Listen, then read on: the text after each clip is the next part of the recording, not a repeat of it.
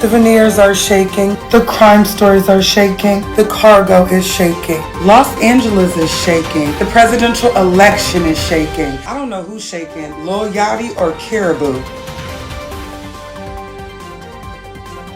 The crime stories are shaking, and this is spooky season, and we're leading into the spookiest, craziest stories in the world, the real ones. So there's a famous TikTok couple with a girl named Yellla Barbie, and then his name is Mari Bandman. Her real name is Trinity Perez, and this is her boyfriend.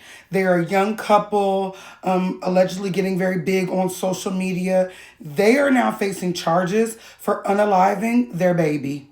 There's a lot to the story. Let's talk about it.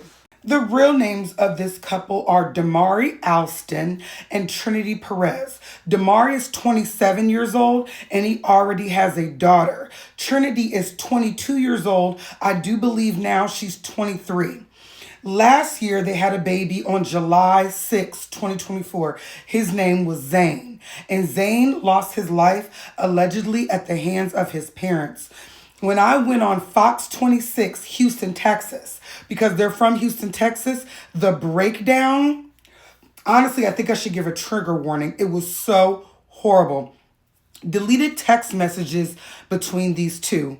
A lot of times where this baby had to go to the hospital for fractures, bumps, bruises, hypothermia, leading all the way to his losing his life in 2 months of living. That baby was born July 6th. He was gone by September 11th of 2024. She is already pregnant with a new baby. But let me break down what happened to their baby, Zane. So this is Zane, and this is Zane when he was first born. Now, when Zane was first born, that was July 6th again, right? He started getting reports of abuse to the hospital in 10 days after he was born. So by July 16th, this baby was already being brought to the hospital with all types of fractures, lesions, bumps, and bruises all over him. That made them appoint CPS to these people's case.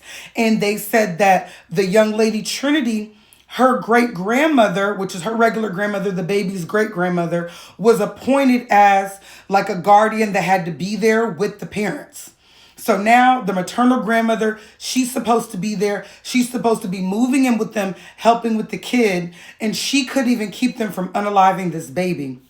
Y'all, this baby was so beat up and bruised when they found him. They said, first of all, he was brought into the hospital September 10th. He had hypothermia. What is the reason that this baby is that cold that he's hypothermic? He had a fractured head, which caused a brain hemorrhage, and that is how he lost his life. He passed away in the hospital. It's all the way 2025, and they're just now coming up on charges as of October 2025. Fox 26 Houston had a really deep breakdown about the details of what happened. So we're going to read. Now, this excerpt is what happened when the baby was unresponsive in September, because they did not call the police 911 until like 30 to 39 minutes after the baby was unresponsive. So many red flags, can't even call that just one. There was some deleted Google searches that, of course, the police were able to abstract later. And these were the Google searches that were done by Trinity Perez when her baby wasn't waking up. So we're going to read those. So according to court records, the searches included, "My baby won't wake up, but she's breathing." This was at 9:48 p.m. "Can't wake up baby, but still breathing. Normal? Question mark. At 10:06 p.m. This is all the time we're not calling the police. We're just Google searching, trying to fix it at the house. 2-month-old baby, hard to wake up, 11 p.m. What happens if your 2-month-old doesn't have a pulse? It's 11:02. Does infant CPR really work? Can it save a baby who has stopped breathing? She meant obviously to write stop breathing at 11:04. Will you go to jail if you find your baby unresponsive? Okay. And my 2-month-old died. Is anyone getting charged? And then the best Houston defense lawyers for child abuse cases. Another part of this page, of this excerpt, she also Googled how to pass a lie detector test. Guilty. Aren't they guilty as charged?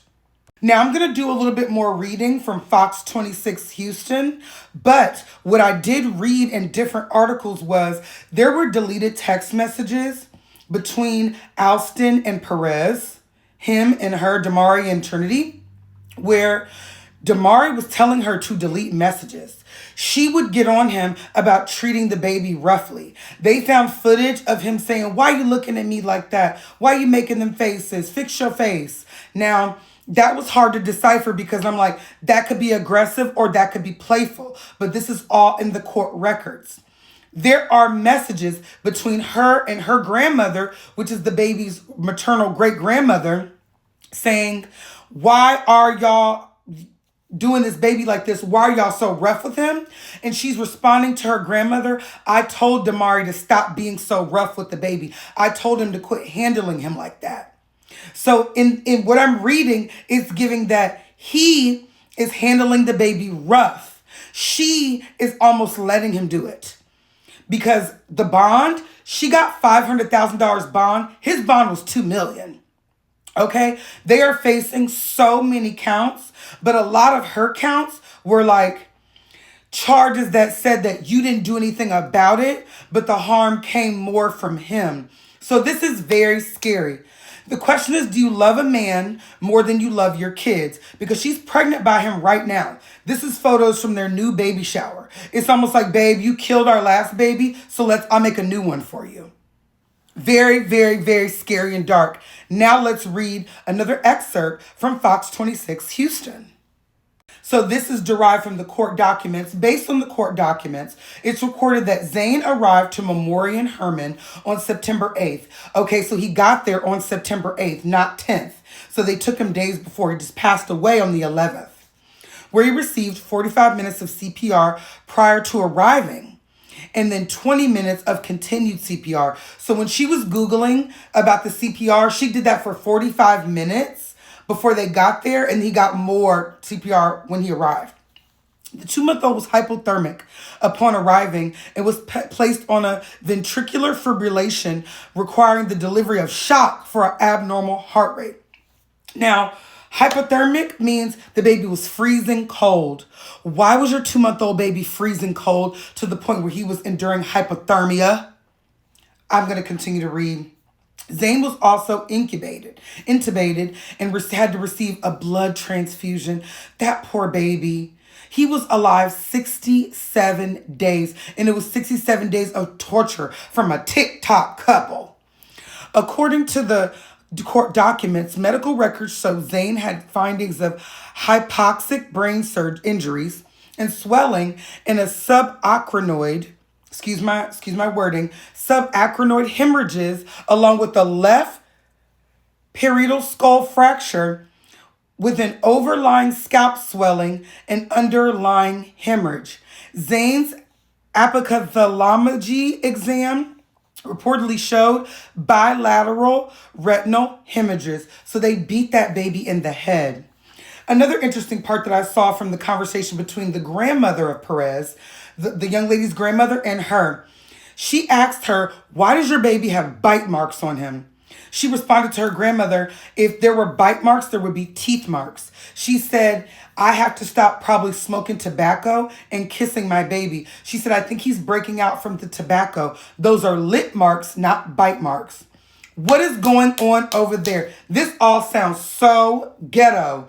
You kissing the baby with tobacco lips. The baby freezing cold, probably don't got a good rap on him. You're throwing him around like he's not a real child, like he's a rag doll. People should not be able to have kids.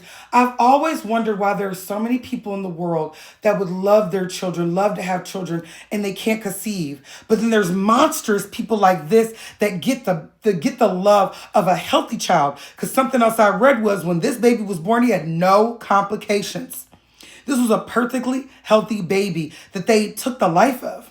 It says on September 11th, 2024, after completing brain tests, Dr. O'Connor declared the time of unaliving for Zane at noon, 12:41 p.m. at 67 days old. So this baby came into the world perfectly fine. And literally because he was brain dead, they had to just take the baby off the incubation. Caring for a man more than your children is going to have you pregnant and delivering incarcerated.